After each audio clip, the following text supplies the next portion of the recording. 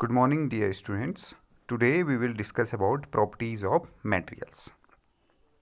जैसा कि हमने पिछली क्लास में ये पढ़ा था कि जो ऑब्जेक्ट्स होते हैं, we have different objects in our house, in our surrounding. तो वो सारे के सारे जो ऑब्जेक्ट हैं वो कहीं ना कहीं अलग अलग मटेरियल से बने होते हैं। तो आज हम उन मटेरियल्स की प्रॉपर्टी को समझने की कोशिश करेंगे। ठीक है, वन बाय वन हम इसकी बात करते रहेंगे कि क्या प्रॉपर्टी उन मटेरियल्स में हमको देखने को मिलती है। Okay, let us start from here. Have you ever wonder why a tumbler is not made with a piece of cloth?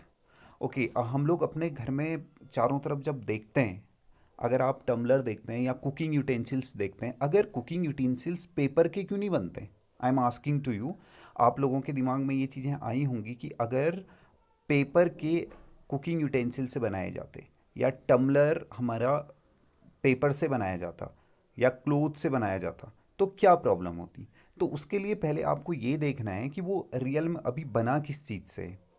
ठीक है, टम्बलर आप लोग देखोगे मेनली किस चीज़ से बने होते हैं, या कुकिंग मटेरियल्स किस चीज़ से बने होते हैं? या तो ग्लास से बने होते हैं, प्लास्टिक, मेटल। ठीक है, कुछ इस तरीके के मटेरियल से बने होते हैं हमारे कुकिंग यूटेंसिल्स। अगर मैं स्पेसिफिकली टम्बलर की बात करूं तो टम्बलर भी किस चीज़ का बना होता है? ग्लास का, प्लास्टिक का, मेटल का, या इस तरीके के मटेरियल्स का। क्यों? तो अब दिमाग में यही क्वेश्चन आता है कि क्यों हम उसको क्लोथ का नहीं बना सकते? तो इसका आंसर ये है, हम लोग इस तरीके से इसका आंसर सोच सकते हैं कि हम लोग मेनली टम्बलर का यूज किस लिए करते हैं? To store liquid, to store water. ठीक है, कोई लिक्विड जैसी चीज़ को हम उसमें स्टोर करते हैं। अगर हम उस टम्बलर को पेपर का बनाएंगे या क्लोथ का बनाएंगे तो जो वो लिक्विड है, क्या हम उस लिक्विड को उस तरह से स्टोर कर सकते हैं? This is very important point. अगर कुकिंग यूटेंसिल्स की बात करें, अगर आप उसको किसी कॉटन क्लोथ का बना दोगे, हमको उसको बर्न करना पड़ता है तो वो जल जाएगा, है ना? तो इस तरह से हम लोगों ने अ, इनकी प्रॉपर्टीज को समझना है। ठीक, सबसे पहली प्रॉपर्टी हम लोगों की यहाँ पे आती है अपेयरनेस। इसको समझने के लिए सिंपल सी बात, एक चीज़ करते हैं। सपोज आपके पास कोई रॉड है, या है ना, कॉपर की रॉड हो सकती है, आयरन की रॉड हो सकती है। ठीक है, आपके पास कोई रॉड है, एल्युमिनियम की रॉड हो सकती है या वायर हो सकता है, डजेंट मैटर, रॉड हो वायर भी हो सकता है। जब हम उसको काटते हैं, मान लो हम उसको बीच से काट दें, तो ये वाला जो पोर्शन है, इस पोर्शन में आपको दिखेगा कि उसका जो सरफेस है वो बहुत साइनी है। तो एक चीज़ हम लोगों को ध्यान रखनी है कि जो मटेरियल होते हैं, मतलब जो मेटल्स होते हैं, वो मेटल्स काफ़ी साइनी सरफेस होता है उनका। ठीक है, इन कंपेयर टू वुड। अगर आप इस iron rod, aluminium rod, iron rod का कंपेयर किसके साथ करते हो? वुड के साथ करते हो। तो आपको कौन ज़्यादा साइनी लगेगा? आपको आयरन, कॉपर, एल्युमिनियम ज़्यादा साइनी लगेगा। अब आप ये भी बोल सकते हो कि आपके घर में जो आयरन रॉड है वो साइनी नहीं है। वो इसलिए साइनी नहीं दिख रही होगी आपको क्योंकि because of the reaction of oxygen और वी कैन से मॉइस्चर, उसकी वजह से उसमें जंग लग जाता है। अगर आप उसको साइनी देखना चाहते हैं, तब मैंने आप लोगों से बोला कि आप इसको कट करके देखो। आप जैसे ही कट करेंगे तो आपको वो साइनी सरफेस दिख जाएगा। तो हम जनरली ये बोलते हैं कि जो मेटल्स होते हैं वो साइनी होते हैं, उनका सरफेस क्या होता है? साइनी होता है, in compare to other thing like wood. अगर आप वुड को काटोगे तो वो इस तरीके से साइनी नहीं दिखेगा। ठीक है, इस एक्टिविटी नंबर 3 में वो इसी बात को कहते हैं कि अगर हम कोई मेटल ने मेटल को हम कट करें तो हमको उसका सरफेस साइनी लगता है। अगर हम वही काम वुड के साथ करें, हमको वो साइनी नहीं लगेगा। ठीक है, तो इससे हमको ये पता चलता है कि जो मेटल्स होते हैं वो साइनी होते हैं। दूसरा काम, जरूरी नहीं है कि कट किया जाए। आप, हमारे पास सैंड पेपर होता है ना, ठीक है, you will see, sand paper होता है, हम सैंड पेपर से रब करते हैं। जब हम सैंड पेपर से रब करते हैं तो उसका जो सरफेस होता है, मेटल्स का जो सरफेस होता है, वो हमको शाइनी दिखाई देता है। ओके, हम लोग बहुत सारी चीज़ें इस तरीके से कलेक्ट कर सकते हैं, suppose paper, cardboard, would, copper wire, aluminium seed, Chowk. Okay.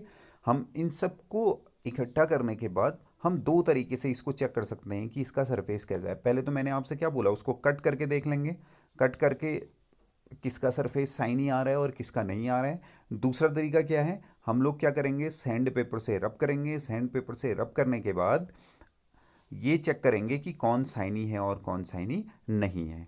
ठीक है, तो इससे हमको इनकी चमक का पता लगता है कि वो शाइनी है या नहीं है। ठीक है, तो जो भी आपको जहाँ पे चमक दिखाई देगी, जहाँ पे लस्टर दिखाई देगी, वो क्या होंगे, मेटल्स होंगे। ठीक है, और वो मेनली आपको लस्टर दिखाई देगा आयरन, कॉपर, एल्युमिनियम, गोल्ड, इनमें बहुत अच्छा लस्टर आपको दिखाई देगा। ठीक है, ओके। नाउ दूसरी प्रॉपर्टी है हार्डनेस।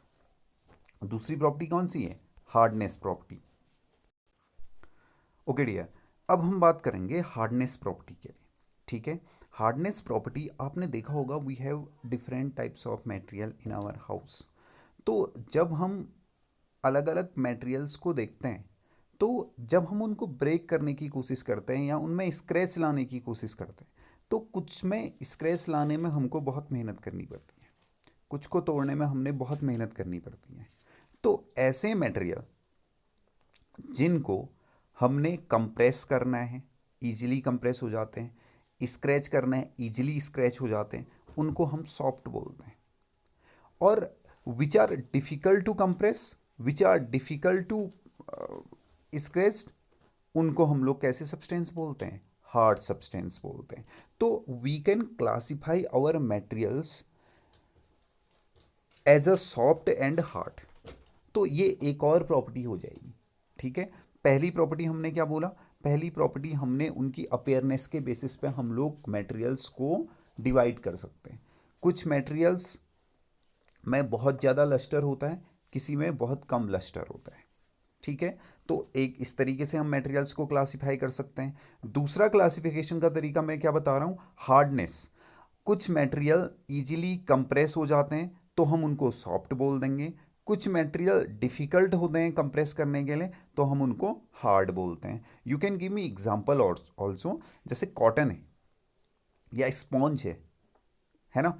तो अब when you will compress that, ठीक है, व्हेन यू कंप्रेस दैट तो क्या होता है, वो इजीली कंप्रेस हो जाता है, तो आप उसको क्या बोलोगे, वो सॉफ्ट हो गए। अब कोई ऐसा एग्जांपल सोचो जिसको आप इजीली कंप्रेस नहीं कर सकते, आपके घर में कोई मेटल होगा, ठीक है, लाइक आयरन, आप उसको कंप्रेस करो, वो इजीली कंप्रेस नहीं होगा। So those substance which can be compressed or scratched easily are called soft, while some other materials which are difficult to compress are called hard. Okay, now you can think a number of example in it. इसी तरीके से हम फिर next, और आप लोग सोचिए पहले, है ना, यू कैन थिंक कि और क्या इस तरीके से आप लोग क्लासिफाई कर सकते हैं प्रॉपर्टीज़ के लिए, कि हाँ इस प्रॉपर्टी के बेस में हम लोग इनको एक डिफरेंट ग्रुप में डाल सकते हैं और इन मटेरियल्स को हम डिफरेंट ग्रुप में डाल सकते हैं। We will discuss some other properties. Okay, thank you.